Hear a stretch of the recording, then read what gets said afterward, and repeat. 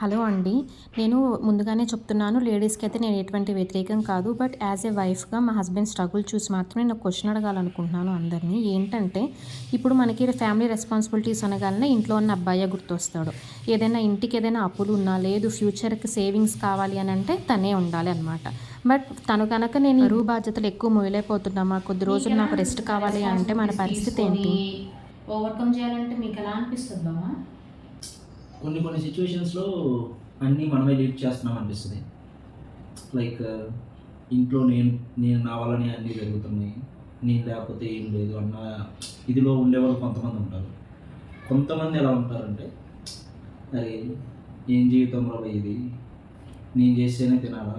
ఇంకొకరు నాకు హెల్ప్ చేసేవాళ్ళు లేరా? నా ఒక్క హ్యాండ్ తోటే నడవాలా? నేనొక్కడినే ఫ్యామిలీని, అమ్మని, చెల్లిని, వైఫ్‌ని, కూతుర్ని, కొడుకులని అందరిని నేనే చూసుకోవాలి.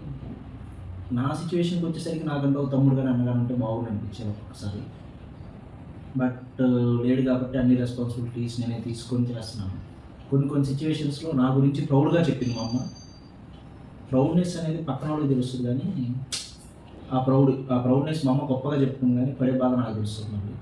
ఇంకొకటేంటంటే, బయట వాడికేందంటే, మనోజ్ గాడు జాబ్ చేస్తున్నాడు, వాడికి శాలరీ బాగొస్తుంది, వాడికేమి అనుకుంటారు. ఇక్కడేముంది, ఈఎంఐలు తప్ప ఏం లేవు. అదే ఒక సామెత ఉంది తెలుసా? పేరు గొప్ప ఊరు దెబ్బ అని. ఆ టైప్ ఆఫ్ థింగ్ అనమాట నాది. చెప్పుకోవడానికేమో ఇంత, మన దగ్గర ఉందేమో ఇంతే.